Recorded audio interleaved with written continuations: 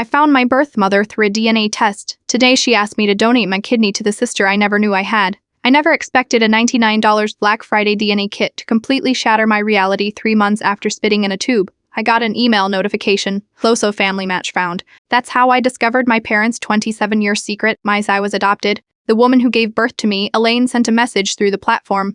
I've thought about you every single day for 27 years. Would you be open to talking? We met at a beachside classparty last spring. I arrived early, nervously scanning every woman who walked in.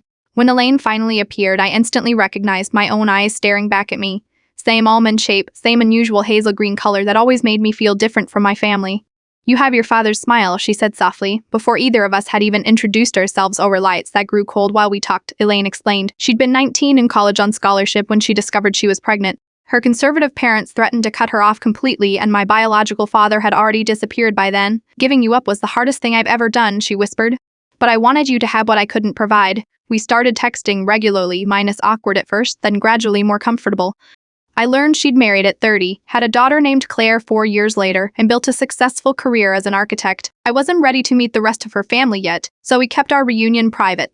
That changed last week when she called me sobbing so hard I could barely understand her. Claire is sick. Plux's sick, kidney failure. She needs a transplant. The doctors had tested Elaine and her husband minus neither was a match. I know this is unfair to even ask. Elaine's voice cracked. You don't even know her, but would you consider getting tested? You might be her best chance. I sat in shocked silence. 6 months ago, I didn't know these people existed.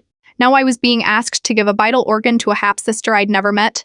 Yesterday, I went for the compatibility testing. In the waiting room, I saw a teenage girl in a wheelchair flipping through a fashion magazine.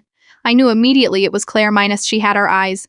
When she looked up and caught me staring, I panicked and pretended to be fascinated by a poster about hand hygiene. But then she smiled and I saw my own smile reflected back at me. I haven't gotten the results yet. I don't know if I am a match. I don't know what I'll do if I am. What I do know is that whether or not I give Claire my kidney, I want to know the girl who shares my eyes, who grew up with the mother I never knew and who somehow feels like family despite being a stranger. Sometimes family is built through decades of birthday cakes and bedtime stories. And sometimes it begins with a sterile needle, a vial of blood, and the terrifying possibility of saying yes to someone.